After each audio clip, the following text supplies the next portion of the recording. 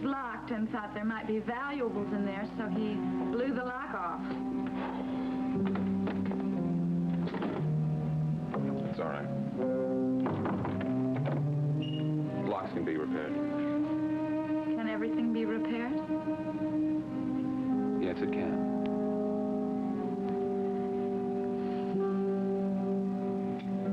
I'm going to take some of this sleeping stuff.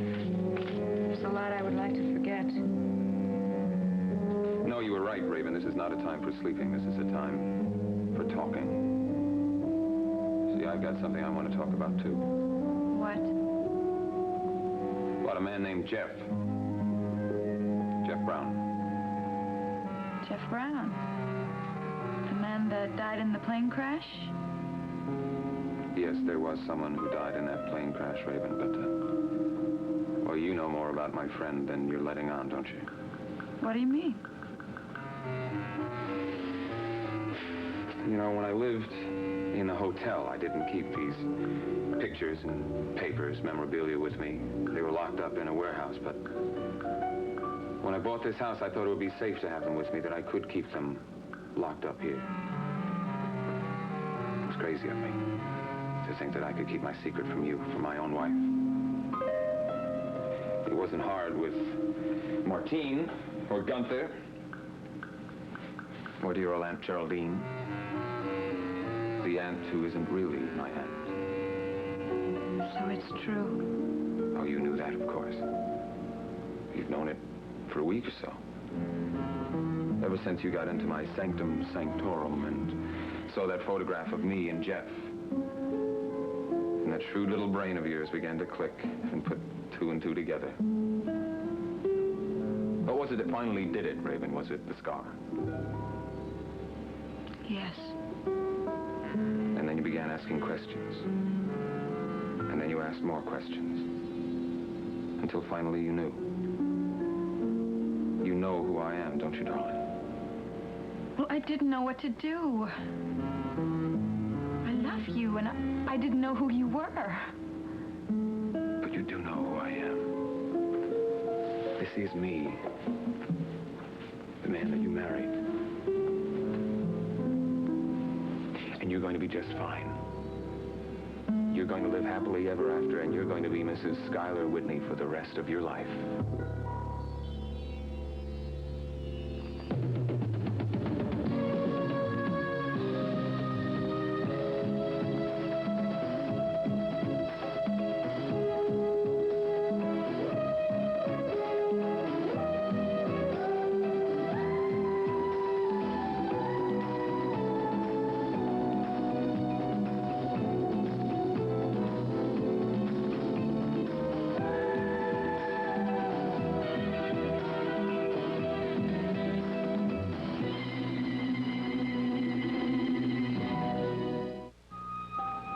What a shock it was for me when I realized that the man who I was married to wasn't really the man I was married to. I didn't even know you. But this is me. You do know me.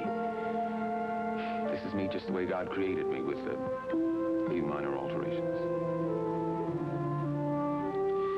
And then I knew that you had found the key to my study and that you had been prowling around in here. So stupid. I remember I took the key out and I forgot to put it back. Don't ever go into the espionage business, darling. You'll never make a go of it. And then I kept asking questions about the scar and about the crash and about Dr. Bryson. It was Dr. Bryson who did the surgery. He was a brilliant surgeon. And probably the most discreet man I've ever met. You haven't mentioned this to anyone, have you? Your suspicions? No, of course not.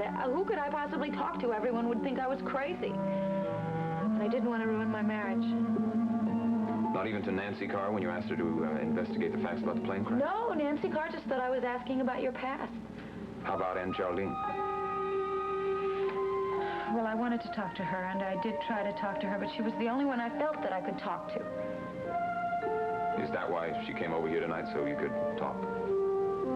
Yes, but she didn't know what I wanted to talk about, and I didn't even know she was coming. She said she was going to work late. Yes, I remember. I wanted to talk to you. I can't tell you how many times I wanted to run up to you and beg you please to tell me the truth. Why didn't you? I was afraid. Of me? Yes. I didn't know what you would do. And I didn't want to risk my marriage and lose everything I had. Just as I didn't want to lose everything that I had. Including you. Well, tell me.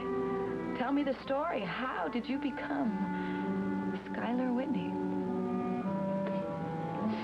Well, it was one of those golden opportunities, something that happens once in a lifetime. It was the chance to become everything I'd always wanted to be. You always wanted to be Schuyler Whitney? No. I despised the original. He was a sheltered, greedy, pompous, self-important child. Oh, but he had one marvelous attribute, Raven. He had money. He had great stacks of money. Huge pyramids of money. Enormous skyscrapers of money. The man was as rich as Croesus. And you wanted to live his life? No. I wanted to live my life. Jeff Brown's life in here. And in the study? Yes. It's very perceptive of you. I wanted someplace where, well, Jeff Brown could really live, where he could relax. That's why I had pictures of friends, old letters, my high school yearbook, things like that inside. Links with my past. No, it was tough to give up that face for this one. I remember the first time I saw it. Where? Switzerland. Sky was there for 3 months. He had time to kill. We had a lot in common. We were the same age, same height, same general build. We both loved to ski. And we both loved to live like millionaires. But you see, there was a significant difference. You see, he really was a millionaire many times over. And Jeff Brown was a pauper. So you became his friend? He had 3 months to kill waiting for all of that inheritance to land in his lap. He told me about it the first day I met him. Not that he was lacking for funds at the time. I mean, he had enough money to rent the entire chalet. Jeff Brown couldn't even afford a single room. So how did you manage it? There's only one way that a man like Schuyler Whitney could make friends. He had to buy them. There you are, little boy. Why don't you take this and pay that nasty man his room rent so we can get out of this mausoleum? Sure. Where did you want to go? Well, got some friends who've got a chateau with a heated swimming pool. And I'd like to go check out the bathing suits the ladies are wearing this year. I hear they're positively scandalous. Sounds good to me. I know one cute little blonde I'd like to invite from the hotel. Which one's that? Her name is Valerie. Valerie Bryson. So you did know that little twerp in Switzerland? No, Sky knew her. She was a very attractive young girl, and Sky felt that every attractive young girl belonged to him. But of course you weren't interested. No, I was curious about her. There was a guest who was staying there who got drunk one night who said that her father was the best friend the underworld ever had. Her father was a crook. Not a crook. A fine surgeon. A man who could change your appearance and never once ask about your motivation. For the right price. I told Sky about the rumor, but he wasn't interested in it. The only thing he was interested in was in Dr. Kenneth Bryson's daughter. But of course, the rumor was important to you. No. Not until the plane crash. But not until Sky decided it'd be a lot of fun to rent a plane and go over the Alps into Zurich. He wasn't half the pilot that he thought he was. We hit a snowstorm. Downdrifted hundreds of feet, and we must have hit the top of a tree or something and lost the propeller.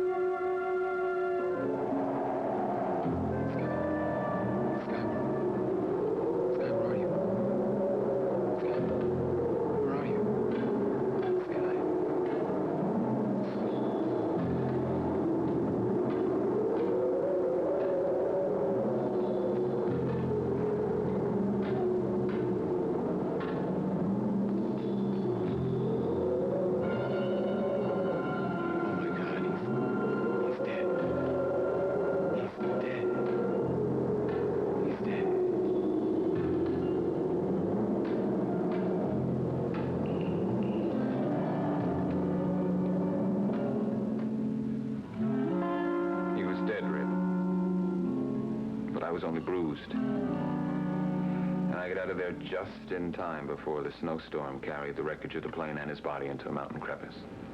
Oh, my God. I took everything with me that I could carry, including his money belt. That man actually wore a money belt. Do you know how much money he carried around with him? He had almost $100,000 in large bills.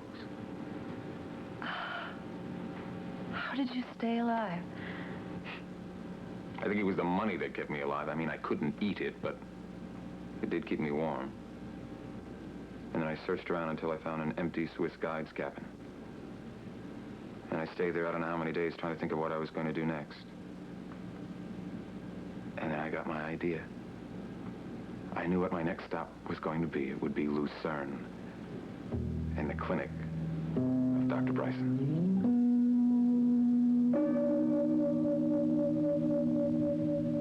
Nancy, I don't even know what happened. I don't know how it happened. I can't even remember the first time I started to like Val. You know, at first I couldn't even stand the thought of her coming over here to this house and dropping in like she was a neighbor coming for a cup of coffee, particularly after all the torment that her father put you through. I'm sorry. But after a while, you realized that it wasn't Valerie's fault. Yeah, sure, I cooled down finally, but I certainly wouldn't say that I liked her. She's awfully pretty, or didn't you notice? Yeah, sure I did. But it took me a long while before I started seeing her as anything but the daughter of Dr. Kenneth Bryson. Well, Kelly, you know, I think there's another reason for your behavior towards Valerie. I think you were feeling disloyal to Jody. No, that's... Yeah. That is true. Yeah, I guess I did. You know, the first day I went over to the photography studio to see Val, to apologize to her for the way I'd been treating her. I remember as I was climbing the stairs, the thought crossed my mind that I was only a block away from the dance studio, from where Jody was practicing. But that didn't stop me, because I wanted to see Val more. Kelly, don't feel guilty about that, because affections do change sometimes. And Nancy, we have so much in common. She's so easy to talk to, just like you are, and I've been talking your ear off for an hour now. What time is it? Oh, it's after 1 o'clock, my goodness. Oh, hey, I'm sorry. I didn't mean to keep you up so late. No. It's all been worthwhile if it helped you feel better. Well, sure, it made me feel better, but it's not going to make you feel better tomorrow morning. Well, I wonder if we've kept Valerie awake tonight. How do you mean? Her ears must be burning. Yeah, I guess they are. You know, Valerie told me that she's been having trouble, sleeping most nights. I'm sorry to hear that. And I know one thing that's going to be keeping her awake tonight. She's going to be trying to figure out exactly what those mysterious numbers mean in her father's letter. I wish there was some way we could figure it out. Hey, listen, when can we ask Mike about contacting Draper Scott and that investigating team of his? Well, first thing in the morning, if we're up early enough. Oh, right. It's time to call the night. Right. Sleep well. Good night, Nancy. Good night.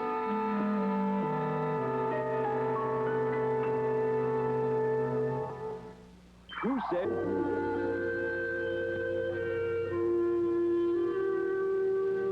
Yeah, but it still has to be somewhere, doesn't it? Why not in a bank account? And why not in Switzerland, where your father founded his clinic? And why shouldn't you be the beneficiary?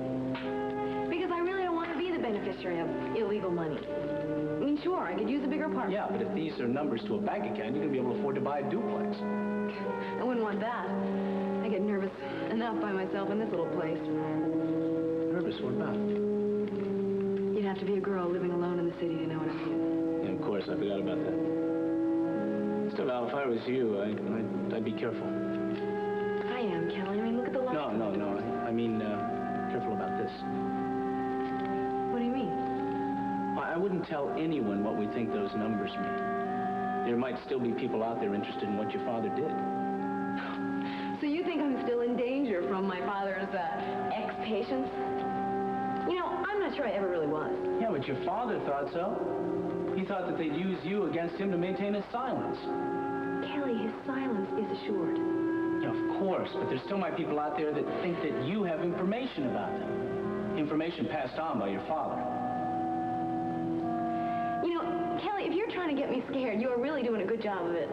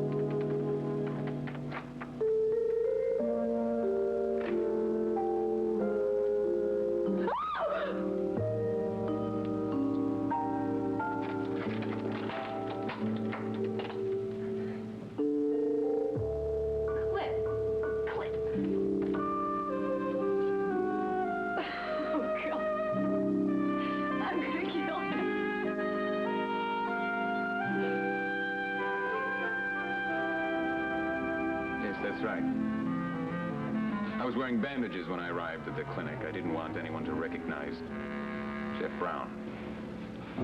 So I became Lieutenant James Diedrichson, war hero. That's who Dr. Bryson believed you were. Dr. Bryson never asked me one single question. Oh, no, that's not entirely true. He did ask me how much I could pay. And I told him that money was no object, as long as I got a new face. This face. Obviously, you had a picture of the real Sky.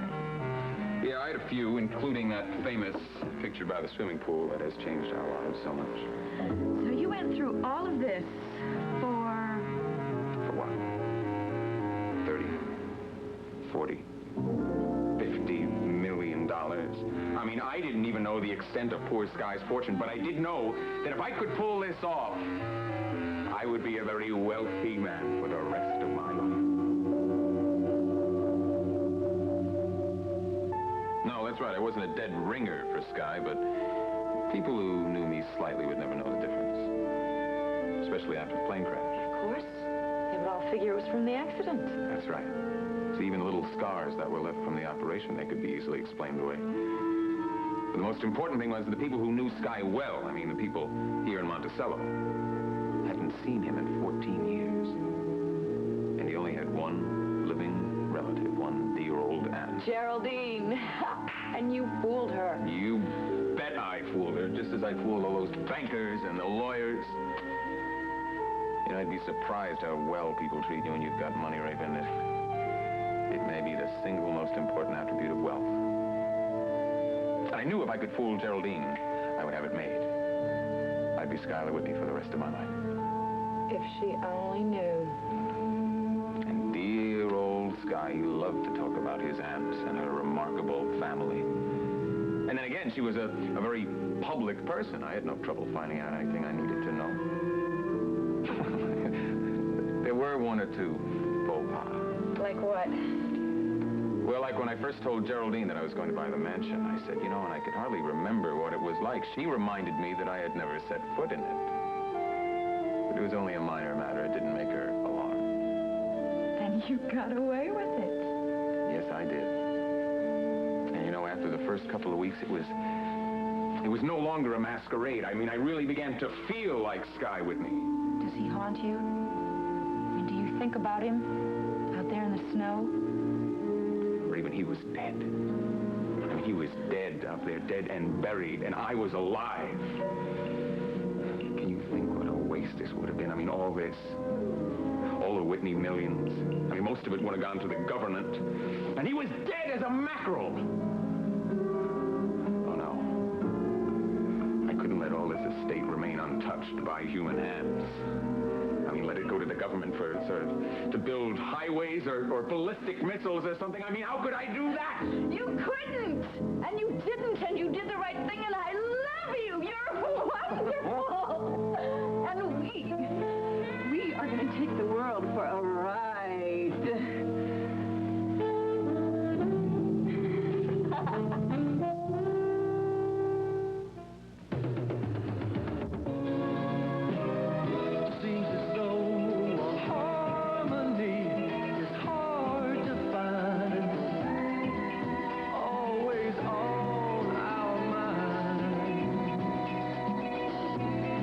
Frustrated days pass without a sign.